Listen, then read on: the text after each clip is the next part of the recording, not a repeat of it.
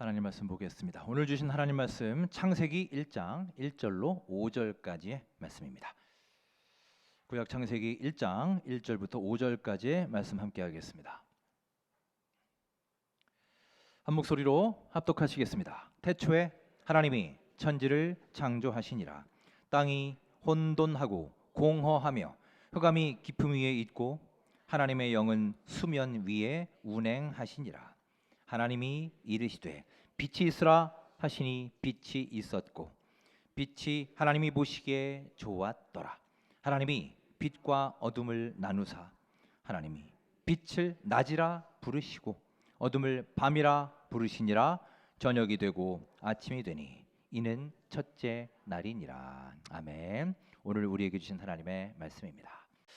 자, 여러분 반갑습니다. 오늘도 9월의 첫 번째 주일이 되었습니다. 오늘도 예배하는 이 자리에 하나님의 은혜와 사랑 충만하시기를 주의 이름으로 축원합니다. 함께 우리 격려하며 인사하겠습니다. 잘 오셨습니다. 신앙의 풍성한 열매 맺으시고요. 늘 주님의 은혜 충만하시기 바랍니다. 자, 오늘부터 새로운 절기 창조절이 시작됩니다. 여러분들 주보 광고에 창조절에 대해서 좀 나와 있지만 창조절은 하나님의 창조 섭리와 구원의 역사를 되새기며 기억하는 절기입니다. 창조절을 맞아서 오늘은 창세기 1장 천지를 창조하신 하나님의 섭리에 대해서 함께 나누고자 합니다. 우리 성경은 태초에 하나님이 천지를 창조하시니라 이렇게 창조에 대한 말씀으로 그 문을 열고 있습니다. 그러면 하나님께서 세상을 창조하실 당시 즉 태초는 과연 어떤 상태였는지 먼저 한번 살펴보겠습니다. 자, 본문 2절 말씀에 그 내용이 나와 있습니다. 2절 함께 읽겠습니다. 땅이 혼돈하고 공허하며 흑암이 깊음 위에 있고 하나님의 영은 수면 위에 운행하시니라. 아멘. 자, 그때가 어떤 상태였는지 나와 있죠. 세 개의 단어로 요약할 수 있겠습니다. 자, 세 단어 무엇이죠? 땅이 혼돈하고 그 다음에 공허했다. 그리고 흑암, 어둠이 있었다. 이렇게 세 가지입니다. 하나님이 본격적으로 창조를 시작하시기 전에 세상은 이렇게 혼돈으로 가득했고 공허했으며 즉 아무것도 없이 비어 있는 상태였고 또한 흑암이 깊음 위에 있었다. 깊은 어둠 속에 있었다라고 말하고 있어요. 이것은 창조에 있어 하나님이 해결하셔야 될 세 가지의 문제이기도 했습니다. 그리고 실제로 하나님께서 창조를 시작하시자 이 문제들이 하나씩 해결이 됩니다. 자, 어떻게 해결이 되는지 볼까요? 우리 3절 말씀 함께 읽겠습니다.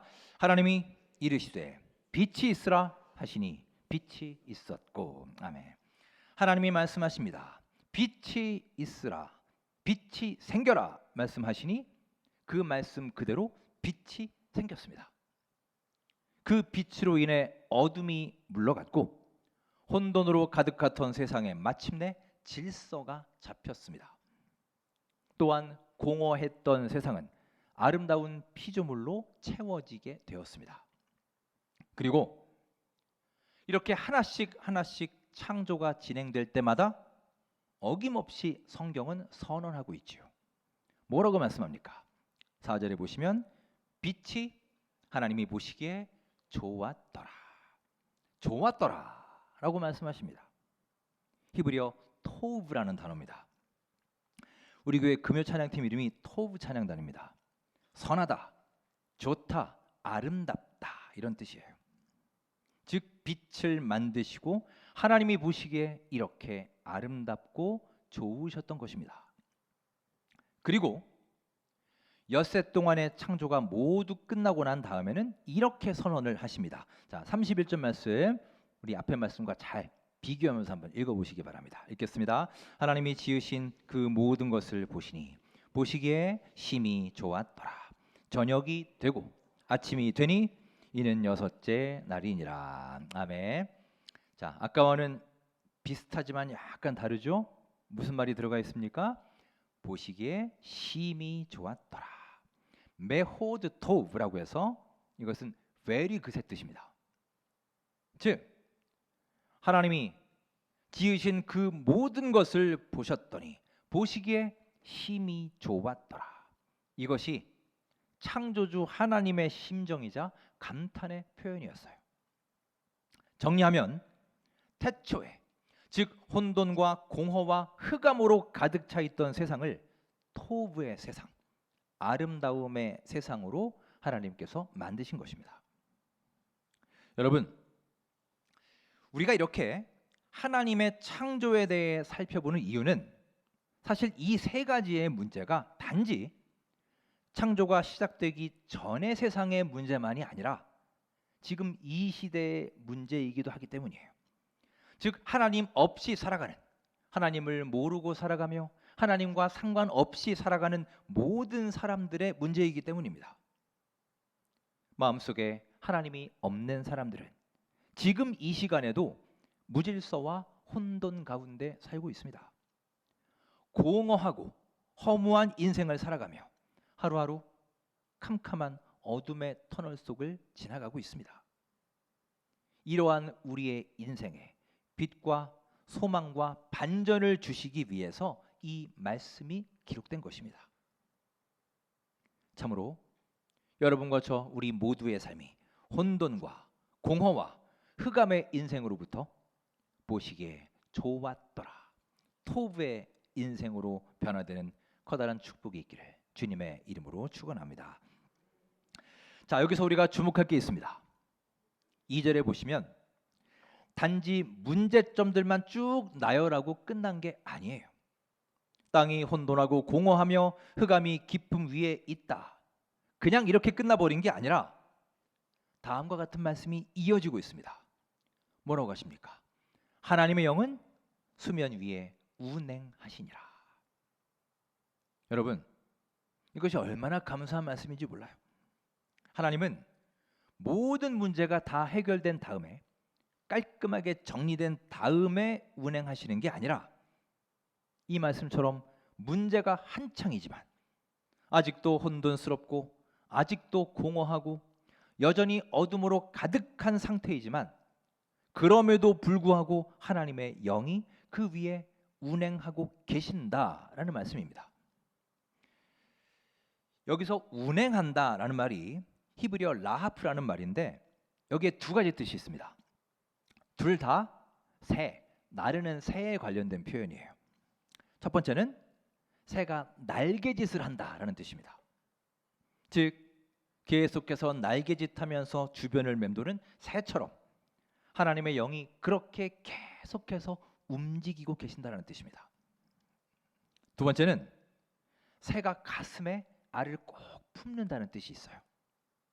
즉 어미새가 자기의 날개 아래, 자기의 품속에 자기의 새끼들을 꼭 품고 감싸는 것처럼 하나님이 이 세상을 그렇게 아끼고 사랑하는 마음으로 보호하시고 품으셨다는 뜻입니다. 여러분, 태초에 일하신 그 성령께서 지금 이 시간에도 혼돈과 공허와 흑암 속에 있는 여러분과 저 위에 함께 임하여 계시는 줄을 굳게 믿으시기 바랍니다. 우리가 느끼지 못할 수도 있습니다. 우리가 미처 보지 못할 수도 있어요. 하지만 여러분, 우리 하나님은 지금 이 시간, 이 순간에도 쉬지 않고 일하고 계십니다. 우리의 곁을 계속해서 운행하고 계시고 사랑과 은혜의 날개로 우리를 꼭 품어주시며 한순간도 우리에게 눈을 떼지 않으시고 잠시도 쉬지 않으시는 성실하신 우리 하나님이신 줄 믿습니다. 자, 그러면 태초에 있었던 이 세 가지 문제, 혼돈과 공허와 흑암의 문제가 어떻게 해결되어 가는지 하나님의 창조 원리를 살펴봅니다.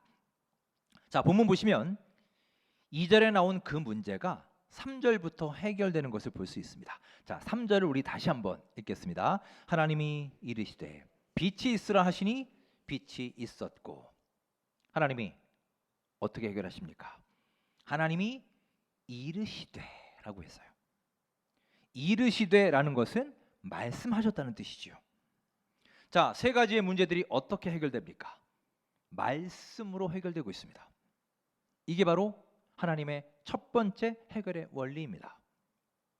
마치 이것은 하나의 창조의 공식처럼 진행되고 있어요. 6절에도 하나님이 이르시되 라고 합니다. 9절, 11절, 14절, 20절 계속해서 하나님이 무엇이 있으라 말씀하시면 그 말씀 그대로 이루어집니다. 그리고 하나님은 또 그 모습을 보시고 좋았더라 토브라고 말씀하십니다. 즉 말씀하시고 그대로 이루어지고 기뻐하시고, 또 말씀하시고 이루어지고 좋았더라 기뻐하시고, 이게 바로 하나님의 중요한 창조 공식이며 문제 해결의 원리임을 볼 수 있습니다. 여러분, 오늘 창조절을 맞아 우리도 하나님 앞에 소망하며 간절히 기도하길 원합니다. 하나님, 제가 지금 큰 혼돈 가운데 살고 있습니다. 허무함 속에, 어두움 속에 지쳐가고 있습니다. 말씀으로 모든 문제들을 해결하신 하나님께서 이 시간 저의 인생에도 말씀해 주십시오. 하나님의 그 능력의 말씀이 저에게 임할 때 그 말씀 그대로 이루어질 줄 믿습니다. 간절히 믿음으로 기도하시기 바랍니다. 하나님 보시기에 좋았더라, 이 토브의 놀라운 역사가 우리 모두의 삶에 펼쳐지는 올 가을 귀한 체험이 있으시기를 주의 이름으로 축원합니다. 하나님은 가장 먼저 빛을 만드십니다. 즉 빛을 창조하심을 통해서 어둠을 물리치셨습니다. 이게 첫 번째예요. 자, 그러면 두 번째로는 무엇을 하시는지 보겠습니다. 하나님은 혼돈과 무질서와 뒤죽박죽 되어버린 이 세상에 질서를 부여하시는데 어떻게 질서를 부여하시느냐? 구별, 즉 분리를 통해서 질서를 부여하고 계십니다. 본문을 잘 보시면 첫 사흘 동안 하나님이 하시는 일은 전부 다 한마디로 구별하는 일이었어요. 4절에 보시면 하나님이 빛과 어둠을 나누사라고 했습니다.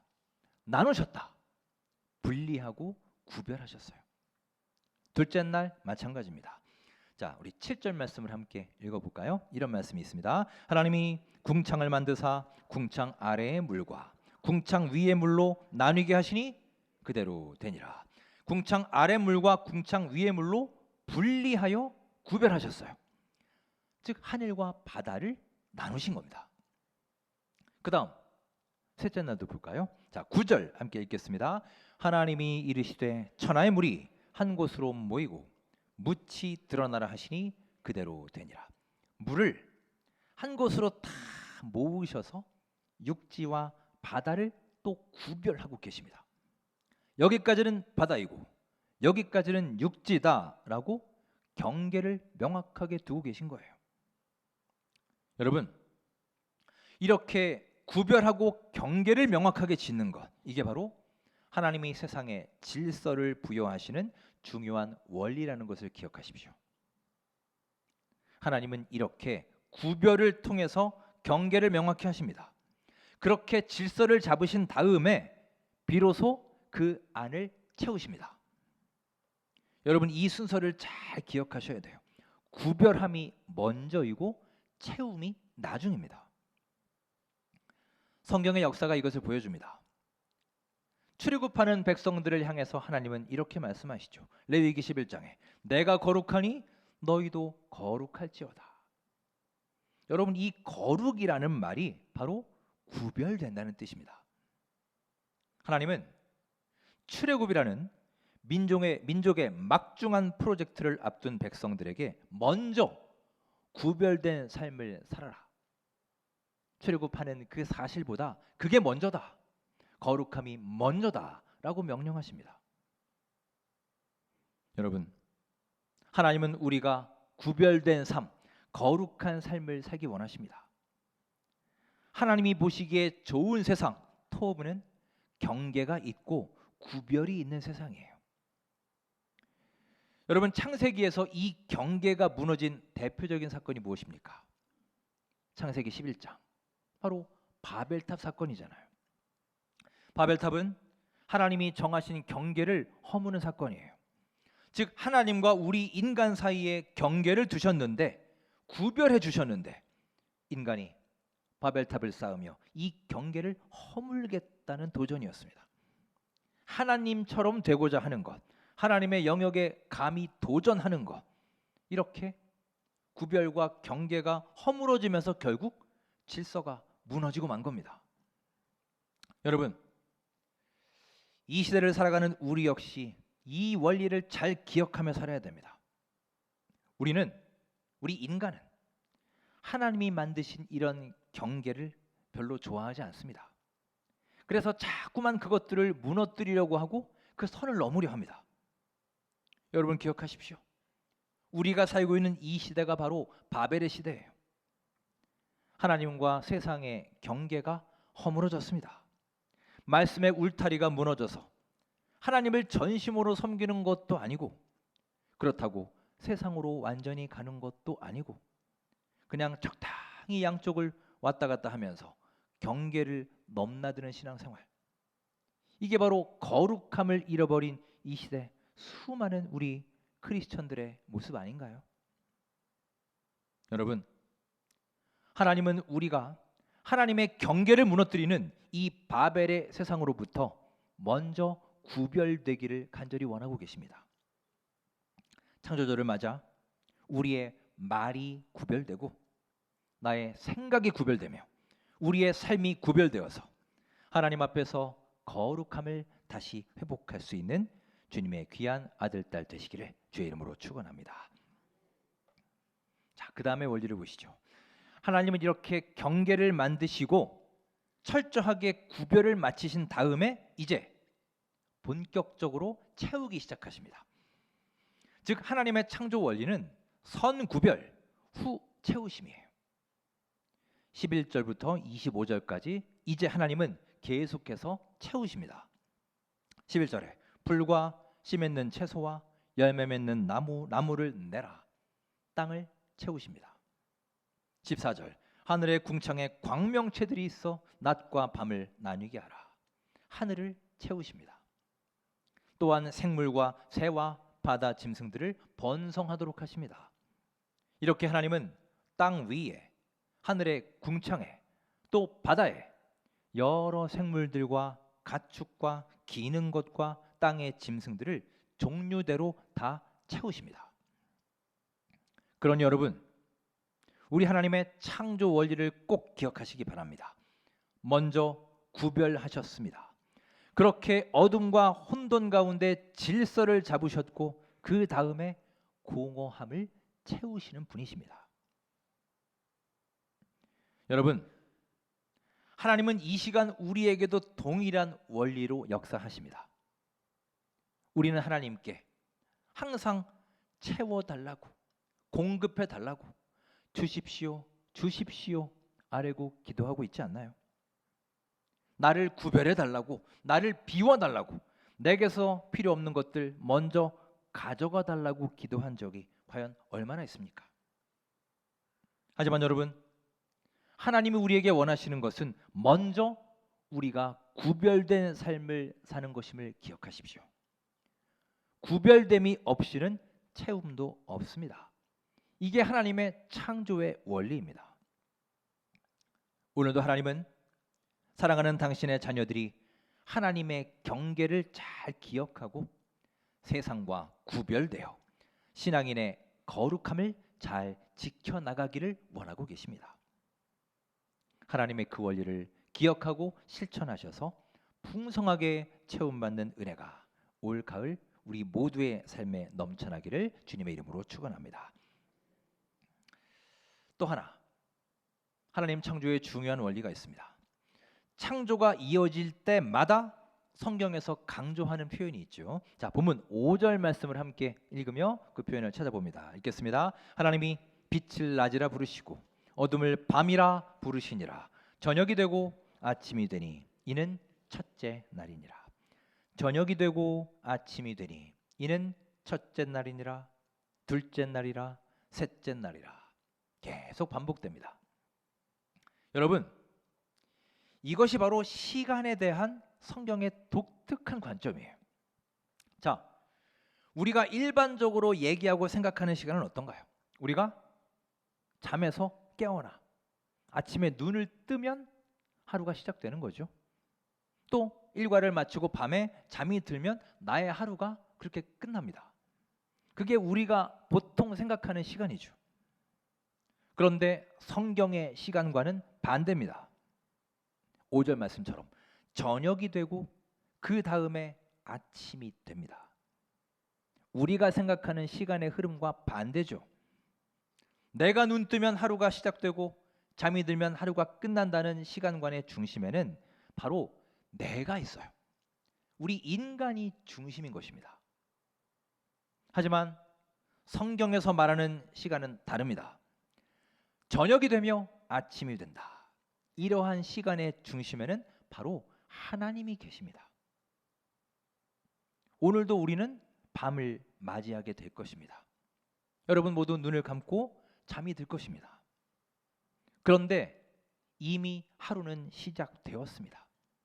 내가 잠든 사이에도 우리 하나님께서는 계속해서 쉬지 않고 일하고 계시기 때문이에요. 그렇게 아침이 되어서 내가 하루를 시작하는 게 아니라 이미 하나님께서 시작하신 하루에 내가 동참하는 것이란 뜻입니다. 여러분, 참으로 우리가 잠든 사이에 하나님은 온갖 중요한 일들을 다 처리하십니다. 여러분, 출애굽 때 잘 아시는 것처럼 홍해가 갈라지죠. 자, 그런데 구체적으로 이 홍해가 언제 어떻게 갈라지나요? 혹시 여러분 이집트 왕자라는 영화 애니메이션을 보신 분 많이 계실 거예요. 저도 참 재미있게 봤습니다. 참 잘 만든 영화인데, 그런데 그 영화에 결정적으로 틀린 부분이 있습니다. 성경에 비춰볼 때 틀린 거죠. 굉장히 중요한 장면인데 우리 짧은 영상이 하나 있습니다. 보시면 무슨 내용인지 다 아실 겁니다. 잠깐 영상 보시고 말씀 이어가겠습니다.